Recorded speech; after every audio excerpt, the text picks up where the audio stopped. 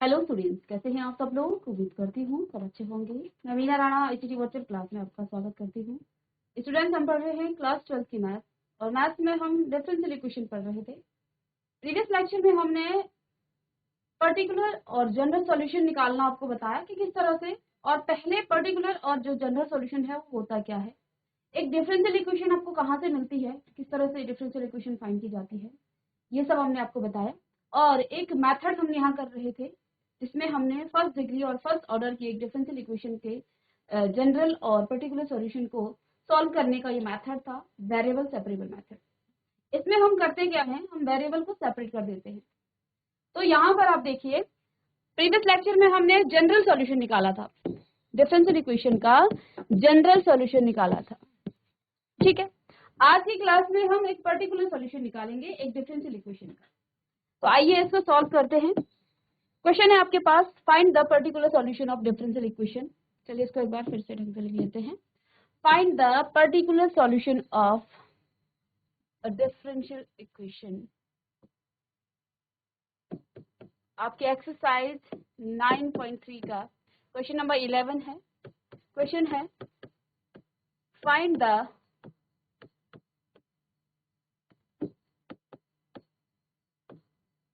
particular solution of differential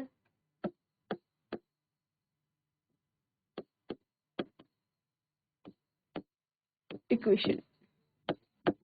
इस differential equation का हमें पर्टिकुलर सॉल्यूशन निकालना है, और डिफरेंशियल इक्वेशन आपके पास गिवन है x cube plus x square plus x plus 1 dy by dx is equal to 2x square plus x where y is equal to 1 and x is equal to 0। तो x और y दोनों की value यहाँ पर आपको given है। चलिए इस क्वेश्चन को सॉल्व करते हैं। Given differential equation are, given differential equation are, ये जो डिफरेंशियल इक्वेशन है आपके पास वो क्या है, x cube plus x square plus x plus 1, ये आपके पास डिफरेंशियल इक्वेशन है। dy by dx is equal to 2x square plus x, ठीक है। एंड यहाँ पर y बराबर आपका 1 दिया है और x बराबर आपका 0 दिया है। दो चीजें गिवन है, ये सारी चीजें आपके क्वेश्चन में गिवन है। अब बच्चों आपको करना क्या है, हमने वेरिएबल सेपरेबल मेथड यूज किया, तो पर्टिकुलर सॉल्यूशन निकालने के लिए भी आप वही करेंगे। और प्रीवियस लेक्चर में हमने देखा कि जनरल सॉल्यूशन में आपका एक आर्बिट्री कांस्टेंट होता है, जबकि पर्टिकुलर सॉल्यूशन में आपका एक फिक्स कांस्टेंट होता है। यानी कि पहले आप सॉल्यूशन उसी तरीके से निकालेंगे, और जब आपका क्वेश्चन सॉल्व हो जाए, और क्योंकि हम क्या करते हैं इसमें, हम वेरिएबल को सेपरेट करते हैं, उसके बाद इंटीग्रेशन करते हैं। इंटीग्रेशन में हमारा क्या हो जाता है, जो आर्बिट्री कांस्टेंट c है उसकी वैल्यू हम निकाल लेते हैं और उसमें पुट करके वो आपका पर्टिकुलर सॉल्यूशन दे देता है। तो आइए यहाँ पर वेरिएबल को सेपरेट कर लेते हैं। x की टर्म है यहाँ, और आगे आपका x का ही है, dx को भी उधर ले जाएंगे, तो लेफ्ट हैंड साइड में dy बराबर आपका क्या आ जाएगा, 2x स्क्वायर प्लस में x अपॉन में आपका आ जाएगा x cube plus x square plus x plus 1 और इसको dx। अब हमने क्या कहा, इसका इंटीग्रेशन करना है, वेरिएबल को हमने सेपरेट कर दिया, अब हम इंटीग्रेशन करते हैं। अब देखिए, इसको इंटीग्रेट करने से पहले जरा सा इसके राइट हैंड साइड को हम सॉल्व कर लेते हैं। यहां से यदि हम 2x square plus x as it is रखें और एक्स स्क्वायर को मैं कॉमन ले लूं तो x प्लस 1 हो जाएगा, और इससे भी 1 को कॉमन लेंगे तो x प्लस 1, यानी कि नीचे आपके पास अब क्या आ गया है, इंटीग्रेशन ऑफ dy बराबर integration of 2x square plus x upon में x प्लस 1 और x स्क्वायर प्लस 1, ठीक है। अब आप देखिए इंटीग्रेशन में ये जो आपका पैटर्न है क्वेश्चन, ये आपका क्या है, ये आपका है जो आपका पार्शियल फ्रैक्शन फॉर्म था, उस फॉर्म में आप इसको लिख सकते हैं। तो या तो आप इसको अलग से कीजिएगा या यहाँ पर आप लेफ्ट हैंड साइड में इसका इंटीग्रेशन जब आप करेंगे तो देखिए बच्चों, इसको आप अलग से भी लिख सकते हैं, ठीक है। अलग से कैसे लिखेंगे, इसको इंटीग्रेट करने के लिए ये आपका पार्शियल फ्रैक्शन फॉर्म में है। इसको चाहें तो चलिए इसको लिख लेते हैं पहले, 2x² प्लस में x अपॉन में x प्लस 1, और ये हमने पार्शियल फ्रैक्शन फॉर्म में इंटीग्रेशन में बहुत अच्छे से पढ़ा है। इसको हम लिख सकते हैं a अपॉन x प्लस 1 और प्लस bx प्लस c, क्योंकि इसको आप आगे तो इसको तोड़ नहीं सकते हैं, ठीक है ना।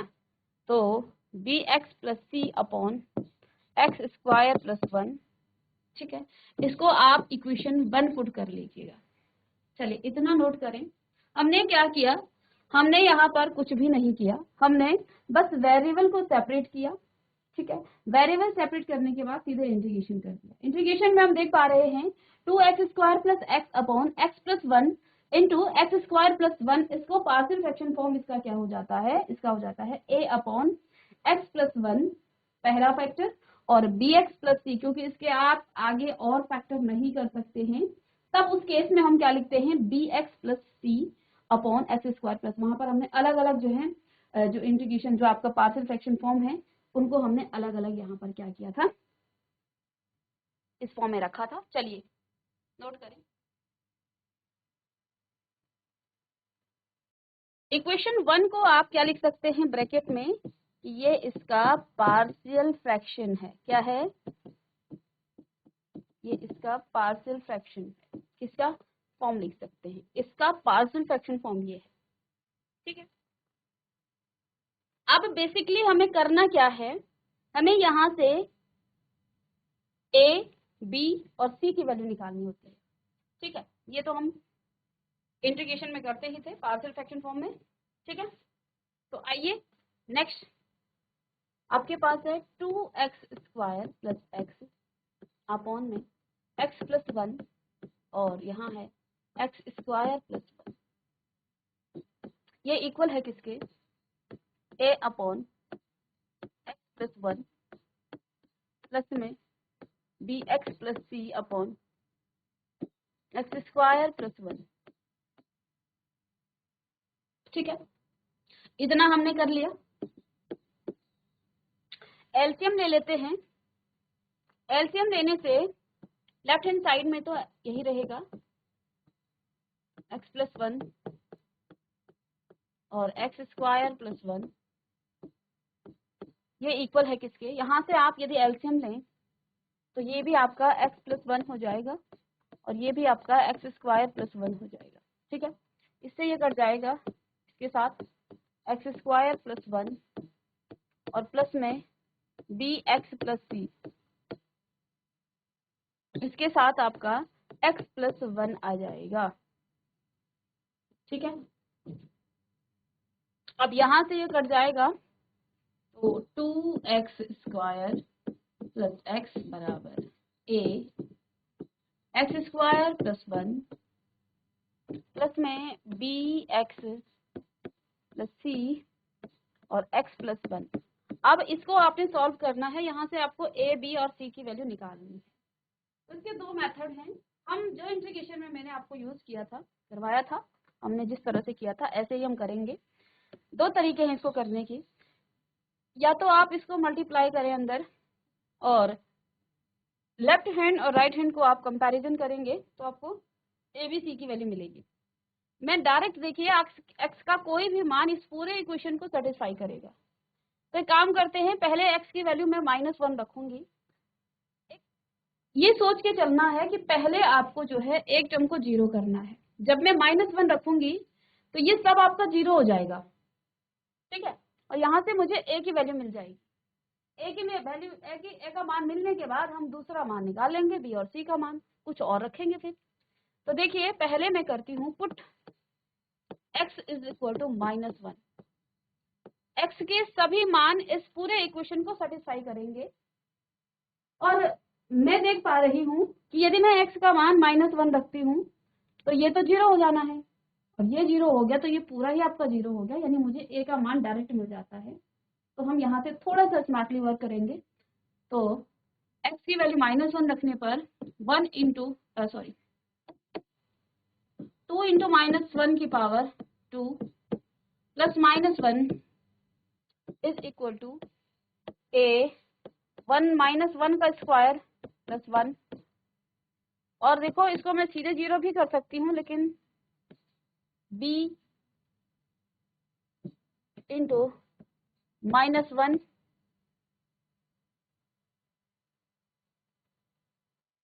ठीक है, और प्लस c, और इधर आपका -1 प्लस 1, बाद में तो 0 ही हो जाना इसमें। तो देखिए ये तो माइनस की 1 की पावर 2, ये तो पॉजिटिव का 2 देगा, और माइनस में आपका 1 हो जाएगा इज इक्वल टू, ये प्लस हो जाएगा, ये प्लस का 1 हो जाएगा, ये 1 1 प्लस 1 आपका 2 हो जाएगा, तो ये आपका 2a, और ये तो पूरा आपका 0 हो जाना है, इसीलिए तो हमने यहाँ पर -1 रखा था। अब अच्छा देखिए यहाँ पर 1 आ जाएगा इज इक्वल टू 2a, तो a की वैल्यू आपको बहुत इजीली मिल गई 1/2, a का मान आपको 1/2 मिल गया। अब हमें निकालना है b और c की वैल्यू, ठीक है। तो एक काम करते हैं, हम यहाँ से x का मान x बराबर 0 रख देते हैं, x बराबर 0 रख देते हैं। x का मान 0 रखने पर जो आपका लेफ्ट हैंड साइड है वो पूरा ही 0 हो जाएगा, 0 इंटू 0, 0 इंटू 2 0, और ये 0, तो 0 हो जाएगा। यहाँ से देखिए ये 0 है, तो ये तो आपका आ जाएगा a, ये तो 0 हो गया, ठीक है। 0 प्लस 0, अब इसके साथ मल्टीप्लाई करेंगे, फिर से a का मान आ रहा है। अच्छा, तो यहाँ से आपका देखिए b इंटू 0, और प्लस में c भी है, और इधर ब्रैकेट में है आपका 0 प्लस 1, ठीक है। तो इज इक्वल टू a की वैल्यू आप रख सकते हैं 1/2 है a का मान, तो इसमें तो कोई दिक्कत नहीं है। प्लस में आपका b, ये 0 हो गया, यहाँ पर आपका 1 हो गया, तो यानी कि आपका c आ गया है, ठीक है। अब c का मान कितना आ जाएगा, माइनस का 1/2, c का मान आ गया है आपका माइनस का 1/2, ठीक है। a का मान मिल गया, b का मान मिल गया। अब आप यहाँ पर x की वैल्यू को 1 रख सकते हैं, थर्ड में x बराबर आप 1 रख लीजिएगा, x इज इक्वल टू 1। चलिए x का मान 1 रखने पर ये तो 2 हो जाएगा, 2 प्लस 1, x का मान 1 रखने पर इज इक्वल टू, ये भी 2 हो जाएगा, तो 2a,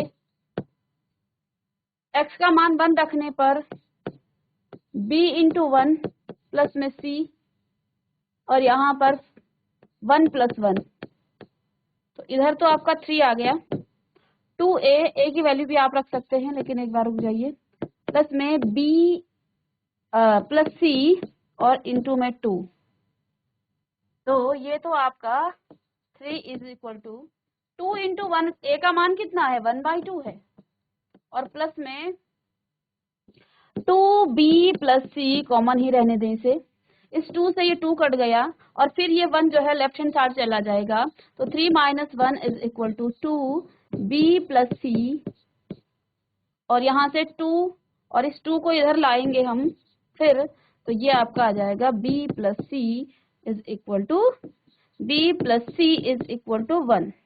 अब b और c का मान रख लीजिएगा, b का मान कितना है, b का मान तो आपका है नहीं, c का मान है माइनस का 1/2, तो b plus minus 1/2 is equal to 1, ठीक है। तो b बराबर आपका क्या आ जाएगा, ये राइट हैंड साइड चल के 1 प्लस 1/2, यानी कि 3/2, यानी b का मान आ गया है 3/2। 3 मान हमने निकाल लिए, a का मान आया 1/2, b का मान आया 3/2, और c का मान आपका आया -1/2। अब इन तीनों वैल्यूज को आप यहाँ पर पुट कीजिए इक्वेशन नंबर 1 में। अभी हम पीछे भी जाएंगे। इक्वेशन नंबर 1 है आपका 2x² plus x upon x plus 1 into में x² plus 1 is equal to a upon x plus 1 इसका पार्शियल फ्रैक्शन फॉर्म प्लस में bx प्लस c अपॉन में x² प्लस 1, ये आपका पार्शियल फ्रैक्शन फॉर्म है। यहाँ पर आप a का मान 1/2 रखेंगे, b का मान 3/2 रखेंगे और c का मान -1/2 रखेंगे। यही आया है, a का मान 1/2, b का मान 3/2 और c का मान आपका -1/2। तो बस डायरेक्ट यहाँ पर हमें पुट कर देना है, ठीक है। तो अब कितना आपके पास आ जाता है,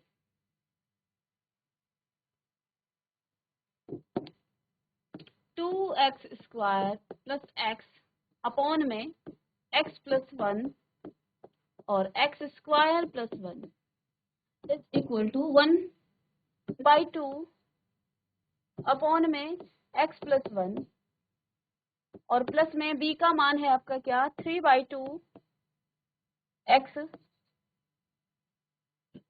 माइनस में 1/2 x² प्लस 1। ठीक है स्टूडेंट्स। अब बच्चों हमने यहाँ पर देखिए ये जो आपका है ना, इसको हम इंटीग्रेट कर रहे थे, तो जो अब आपके पास आया इसका पार्शियल फ्रैक्शन फॉर्म ये था। हमने इसकी वैल्यू निकाली, a b और c की वैल्यू निकाली, इसमें पुट कर दी। अब हमें क्या करना है, इसे चाहे तो आप स्टार मान सकते हैं। अब हमें क्या करना है, हमें करना तो इसका इंटीग्रेशन है, तो इसकी जगह पर अब आप क्या लिखेंगे, हमारे पास था integration of dy is equal to integration of 2x² plus x, दोबारा लिख रही हूँ, x प्लस 1 और x² प्लस 1 और इसमें था आपका dx। एक काम करते हैं, इसका इंटीग्रेशन कर देते हैं, तो इसका भी इंटीग्रेशन हो जाएगा, है ना। तो इसको आप पीछे स्टार में पुट करेंगे इसको, ठीक है। तो जैसे ही आपने स्टार में पुट किया dy बराबर आपका ये आ जाएगा सीधे 2 आ ही क्या है, हमने लिख ही दिया इसको। अब इसकी जगह पर आपको क्या लिखना है, इंटीग्रेशन में अगर इसको सेपरेट करें तो ये आपका क्या आने वाला है, देखिए एक बार लिख लेते हैं इसको, 1/2 अपॉन में x प्लस 1 फिर प्लस में 3/2 x माइनस में 1/2 अपॉन में x² प्लस 1 और इस पूरे का आप dx करेंगे। ठीक है बच्चों, लेफ्ट हैंड साइड में आपका y आ जाएगा, इंटीग्रेशन करने पर dy का y हो जाएगा, प्लस c आप जोड़ेंगे इसमें बाद में, तो यहाँ सेपरेट कर लीजिएगा इसे। तो 1/2 of integration of 1 upon x plus 1 dx, और इसको भी आप दो पार्ट में डिवाइड कर सकते हैं। कैसे, प्लस में आप लिखेंगे 3/2 और integration of x upon x² plus 1 dx, minus में माइनस का साइन है 1/2 integration of dx upon x² plus 1। ठीक है, अब हमने यहाँ पर इसको, और प्लस में आप लेफ्ट हैंड साइड में कर लीजिएगा, इसमें c1 कर दीजिएगा, क्योंकि हमने लेफ्ट हैंड साइड तो इंटीग्रेशन कर दिया है और बाद में जाके वो c1 प्लस c2 हो जाएगा। ठीक है, अब इसको इंटीग्रेट करना है। इसका इंटीग्रेशन करने से पहले देखो, इसका तो डायरेक्ट हो जाएगा 1 अपॉन समथिंग, तो log समथिंग, ये आपका tan इनवर्स में आ जाता है। ठीक है, और इसका जब आप क्या करेंगे, इंटीग्रेशन करेंगे, तो x² प्लस 1 को आप t पुट कर लेंगे, मैं इसकी बात कर रही हूँ। ठीक है, ये तो आपका डायरेक्ट हो जाएगा। इसको चाहे तो आप c1 ना भी लिखें, बाद में लिख सकते हैं, लेकिन लिख लीजिएगा y plus C1 is equal to 1/2, ये आपका हो जाएगा log of mod x plus 1, log 1 upon something, log something. ठीक, अब यहाँ पर देखिए, इसको t पुट किया, डिफरेंशिएट करेंगे आप तो 2x और ये आपका 1 हो जाएगा 0। ठीक, और यहाँ पर dt बाई dx, तो 2x x dx हमें निकालना है ना, ऊपर से x dx बराबर हो जाएगा dt बाई 2, यानी कि x की जगह 1/2 आपका यहाँ से बाहर आ जाएगा। और बाद में इसको इंटीग्रेट जब आप करेंगे x upon x square plus 1 dx, इसमें आप पुट कीजिएगा x dx की जगह आपको क्या पुट करना है, dt बाई 2, और जहाँ x plus x square plus 1 है वहां पर आप t पुट करेंगे, तो ये तो 1/2 तो आपका बाहर आ जाएगा और अंदर आपके पास t, और ये भी आपका हो जाएगा 1/2 into log of mod t, और बाद में t की वैल्यू आप रखेंगे। समझ रहे हैं बात को? आगे हम इसको यहाँ पर सॉल्व करते हैं। तो प्लस में आप देखिए क्या आ जाएगा, 1/2 इंटू में आपका यहाँ पर 3/2 भी है, इसमें ध्यान देना है, लेंदी है क्वेश्चन। ठीक है, इसमें आपका 3/2 भी है। अब एक्स स्क्वायर प्लस 1, इसका क्या हो जाएगा 1/2, लॉग ऑफ मॉड टी की जगह आपको लिखना है एक्स स्क्वायर प्लस 1। ठीक है, और माइनस में 1/2 tan इनवर्स x, और प्लस में आप यहाँ पर C2 लिख सकते हैं। चलिए इतना नोट करेंगे। ठीक है, तो ये आपको समझ में आया ये हमने कैसे किया? ये तो आपके पास देखो, इसको भी आप किससे सब्स्टिट्यूशन मेथड से यूज कर सकते हैं। x प्लस 1 को आप टी पुट करेंगे, फिर इसको डिफरेंशिएट करेंगे तो 1 हो जाएगा, dx बराबर dt होगा, तो 1 अपॉन t, और बाद में t को पुट करेंगे तो इसी तरह से ये भी होगा। यहाँ पर आपका 1/2 आया है, कैसे आया वो मैं आपको बता चुकी हूँ। तो हमने क्या किया, आपके पास ये इंटीग्रेशन था, हमने एक्स स्क्वायर प्लस 1 को टी पुट किया, इसका डिफरेंशिएट किया तो dt by d x, 2x is equal to, तो x dx बराबर आपका dt बाई 2, और 1/2 आपका कॉमन आ जाएगा, तो यहाँ पर 1/2 लॉग, अब 1/2 और 3/2 तो पहले से था, लॉग एक्स स्क्वायर प्लस 1, ये t का मान हमने यहाँ पर डायरेक्ट पुट कर दिया है। तो ये हम पहले भी कर चुके थे इंटीग्रेशन में, तो ये तो आपको समझ में आ रहा होगा। तो चलिए लेफ्ट हैंड साइड में आपका y,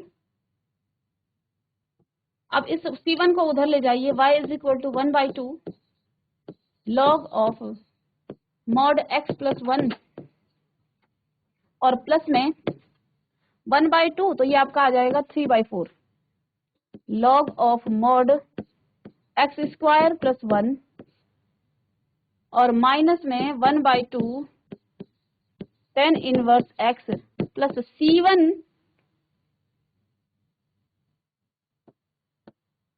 C2 माइनस C1, और ये मिल करके आपका बाद में C ही बना देगा।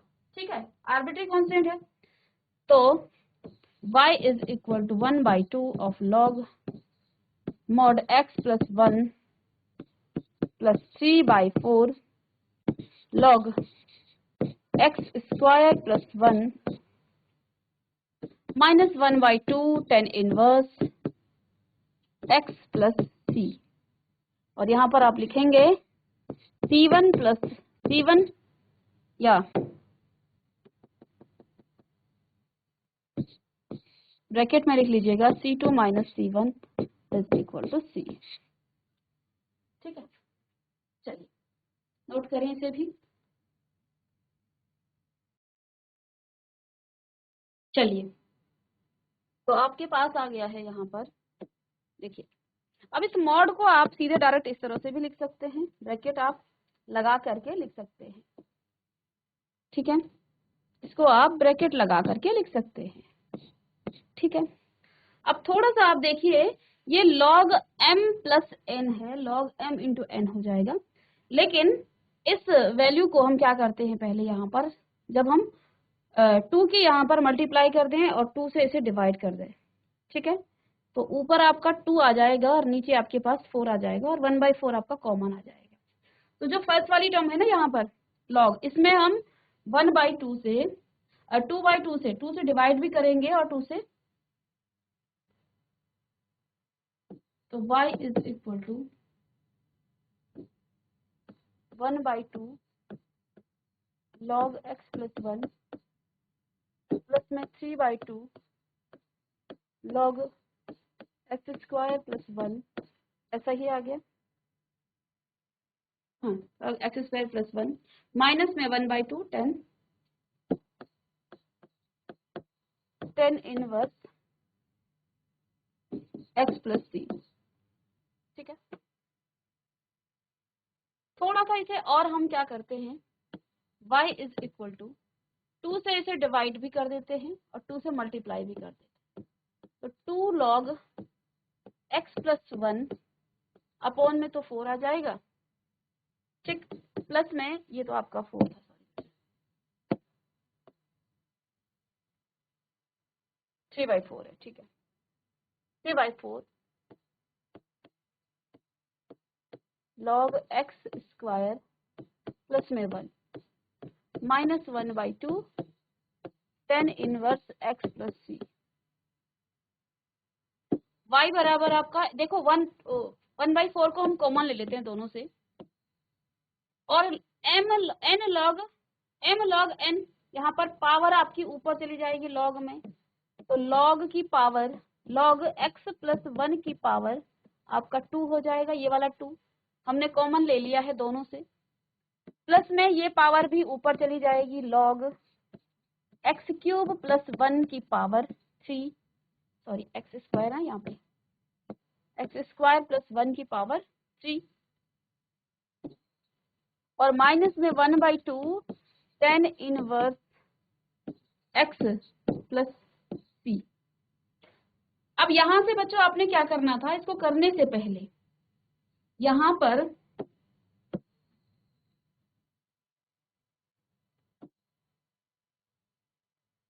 x की वैल्यू को y बराबर आपने 1 और x बराबर आपने 0 पुट करना है, इससे आपकी जो c की वैल्यू है वो आपकी 1 आएगी और फिर आप c की वैल्यू रखेंगे, तो y बराबर आपका 1/2 log c न रख करके आप फिर 1 रख सकते हैं, log x plus 1 plus 3/4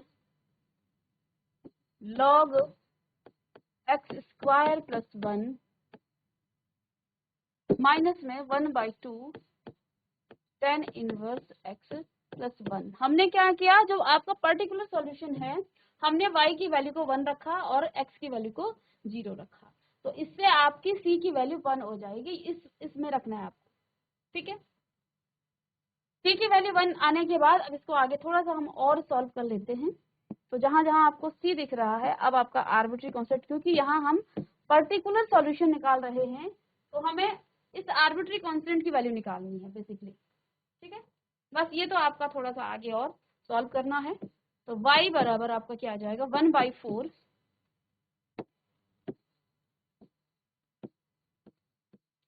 log x plus 1 का स्क्वायर इंटू में x स्क्वायर प्लस 1 का क्यूब माइनस में 1/2 10 इनवर्स x प्लस 1। चलिए, और यही आपका क्या है, which is required particular solution.